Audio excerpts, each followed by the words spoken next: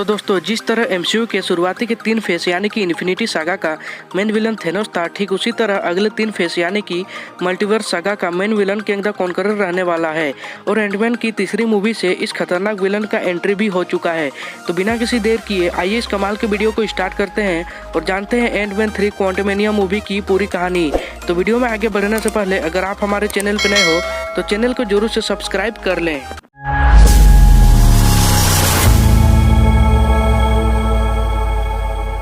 तो ये कहानी है नेथनाएल रिचर्ड्स नाम के एक साइंटिस्ट का, जिसे हम लोग किंग के नाम से जानते हैं। उसने मल्टीवर्स का पता लगा लिया था और दूसरी यूनिवर्स में जाने का रास्ता ढूंढ लिया था। किंग के बहुत सारे वेरिएंट्स मौजूद हैं और उन सब ने टाइम ट्रेवल और मल्टीवर्स की खोज कर ली थी, जिसके बाद वो अलग अलग यूनिवर्स जाके अपने वेरिएंट से मिलने लगे और अपने नॉलेज और टेक्नोलॉजी एक दूसरे से शेयर करने लगे। पर किंग का ज़्यादातर वेरिएंट्स बहुत बुरे थे, इसलिए वो अपने पावर का गलत यूज करने लगे। वो बहुत से यूनिवर्स कब्जा करने लगे और टाइम के साथ बहुत छेड़छाड़ किया, जिससे मल्टीवर्स बहुत अनस्टेबल हो गया। जिसे नेथनाएल का एक वेरिएंट, जिसे किंग द कॉन्करर कहते हैं, उसे बहुत बुरा लगा। फिर वो अपने दूसरे वेरिएंट्स को मारने लगा और उनका यूनिवर्स तबाह करने लगा ताकि मल्टीवर्स फिर से स्थिर हो जाए। फिर वो एक एक करके कई प्लेनेट और यूनिवर्स तक तबाह कर दिया, जिससे किंग खत्म होने लगा। फिर जब बाकी किंग को ये पता चला तो उन्होंने उस कॉन्करर को रोकने के लिए एक टीम बनाया, जिसे काउंसिल ऑफ किंग कहा जाता है। इस टीम का बस एक ही मकसद था, अपने अस्तित्व को बचाना, जिनके लिए सबसे बड़ा खतरा किंग द कॉन्करर था। फिर उन सब ने मिलकर किंग को रोकने के लिए एक प्लान बनाया। वैसे तो वो सब उसको मारना चाहते थे, पर ऐसा करने से उसका जगह कोई और भी ले सकता था।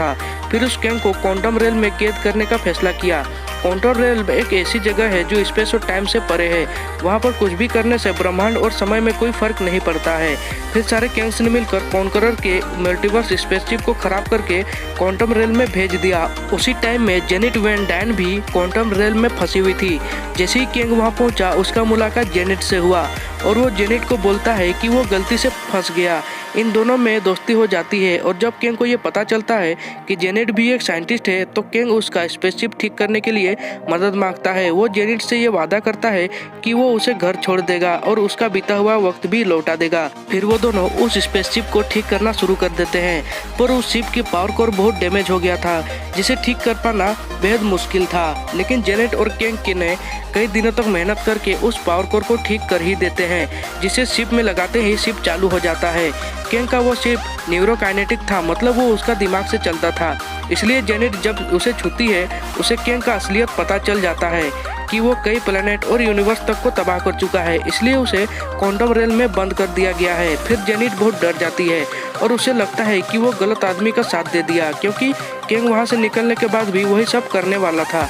इसलिए जेनिट उसके खिलाफ हो जाती है। हालांकि किंग उसे बोलता है कि वो उसका दुनिया को कुछ नहीं करेगा और वो खुशी खुशी वहाँ रह सकती है। लेकिन जेनेट अपना लैब छोड़कर पूरी मल्टीवर्स को बचाने का सोचती है और वो किंग का शिप का पावर कोर लेकर भाग जाती है और वो पावर कोर को अपने पिम पार्टिकल डिस्क की मदद से साइज में बहुत बड़ा कर देती है, ताकि वो शिप में लगने लायक ना बचे और किंग हमेशा के लिए क्वांटम रेल में फंस जाए। फिर जेनिट वहाँ से भाग जाती है। फिर किंग अपने स्पेसशिप को चालू नहीं कर पाता है, पर लेकिन उसका अपना सूट मिल गया था, जिस कारण वो बहुत शक्तिशाली हो गया था। फिर वो क्वांटम रेल को कब्जा करके बहुत बड़ा साम्राज्य खड़ा कर देता है। वो इसी उम्मीद में था कि वो किसी दिन वहाँ से निकल जाएगा और काउंसिल ऑफ किंग को हरा देगा। जेनिट यहाँ वहाँ भाग रही थी। वो वहाँ के कुछ लोगों से मिलकर किंग से लड़ाई भी की, पर किंग के सामने वो टिक नहीं पाई। कई साल हो गया, किंग वहाँ से निकल नहीं पाया। उसको पिम पार्टिकल का जरूरत था, जिसे वो अपने शिप का कोर को छोटा कर पाता, पर वो बस जेनिट के पास था। किंग ने कई साल जेनिट का तलाश किया। फिर 2018 में जेनिट हैंक पिम की मदद से क्वांटम रेल से बाहर निकल गई और वो कसम खाई कि और कभी भी वो क्वांटम रेल में नहीं जाएगी। फिर साल 2025 में हैंक पिम और स्कॉटलैंड के परिवार खुशी खुशी रह रहे थे। स्कॉट की बेटी केसी भी अब दूसरों की मदद कर रही थी और वो उसके पास भी एक खुद का एंडमैन सूट था। इसके साथ ही वो क्वांटम रेलम की स्टडी भी कर रही थी और इस काम के लिए वो हैंक और होप के मदद से एक क्वांटम सैटेलाइट बना लिया था। फिर एक दिन किसी वो सैटेलाइट सबको दिखाती है और वो उसे क्वांटम रेल में सिग्नल भेजना शुरू कर देती है, जिसे देख जेनेट बहुत डर जाती है और वो तुरंत उस सैटेलाइट को बंद कर देती है। तब तक बहुत देर हो चुकी थी। उधर क्वांटम रेल में किंग को ये सैटेलाइट का सिग्नल मिल चुका था। और वो उस मैसेज के रिस्पॉन्स में केसी के सैटेलाइट में एक पोर्टल भेज देता है जो कि स्कॉट और हैंक के सारे परिवार को क्वांटम रेल्म में खींच लेता है। लेकिन वहाँ वो दोनों अलग अलग ग्रुप में पहुँचते हैं। एक तरफ स्कॉट और केसी थे जो कैंग के खिलाफ लड़ने वाले फ्रीडम फाइटर के पास पहुँच गए थे, और दूसरी तरफ हैंक, होप और जेनेट थे जो स्कॉट और केसी की तलाश में भटक रहे थे। फिर हैंक, होप और जेनेट एक क्राइलर नाम के आदमी से मिलने जाते हैं जो कि पहले एक फ्रीडम फाइटर था, पर अब वो कैंग के साथ मिला हुआ था, और वो जेनेट और उसके साथियों को पकड़वाने का कोशिश करता है, पर वो लोग क्राइलर को हरा के उसका स्पेसशिप लेकर भाग जाते हैं। और तब जेनेट हैंक और होप को कैंग के बारे सब कुछ बता देती है। दूसरी तरफ स्कॉट और केसी जो फ्रीडम फाइटर के साथ थे, वहां पर एक कैंग का एक बहुत ही बड़ा सोल्जर हमला कर देता है। इस सोल्जर का नाम मोडक है। कुछ साल पहले जब स्कॉट ने उसका सूट खराब कर दिया था तब डेरेन मरा नहीं था, वो क्वांटम रेल में फंस गया था और उसकी शरीर की बनावट काफी बिगड़ गई थी। तब कैंग ने उसका मदद की और उसका सूट बना दिया था। फिर मोडक, स्कॉट, केसी और वहाँ पे मौजूद सभी फ्रीडम फाइटर को पकड़कर कैंग के किले में बंद कर दिया। फिर कैंग स्कॉट को उसके स्पेसशिप के पावर कोर को ठीक करने बोलता है, जिसके बदले में वो उनको अपने घर में छोड़ देने का वादा करता है, पर स्कॉट कैंग का बात नहीं मानता है। पर कैंग जब केसी को मारने का धमकी देता है तब स्कॉट राजी हो जाता है, जिसके बाद स्कॉट उस बड़े से पावर कोर के नीचे जाता है। उस कोर की शक्ति की वजह से स्कॉट के हजारों वेरिएंट्स बन जाते हैं। फिर सारे स्कॉट मिलकर उस पावर कोर को छोटा करने का कोशिश करते हैं, पर वो छोटा नहीं कर पाते हैं। तभी हैंक, होप और जेनेट उन्हें ढूंढते ढूंढते वहां पहुंचते हैं।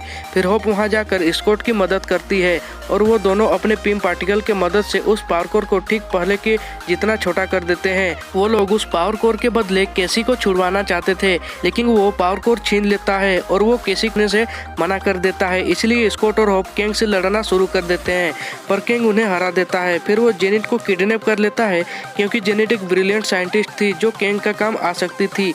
दूसरी तरफ मोडक हैंक पिम पर हमला कर देता है और उसे मारने का कोशिश करता है। तभी वहाँ कुछ बड़ी सी चिट्टियाँ आकर हैंक को बचा लेते हैं। जब हैंक, होप, स्कॉट, केसी और जेनेट क्वांटम रेल में गिरे थे तब हैंक के कुछ चिट्टियाँ भी वहाँ गिर गए थे और वो एक ऐसी फील्ड से गुजरे थे कि कुछ ही देर में उन चिट्टियों का साइज काफ़ी बड़ा हो गया था।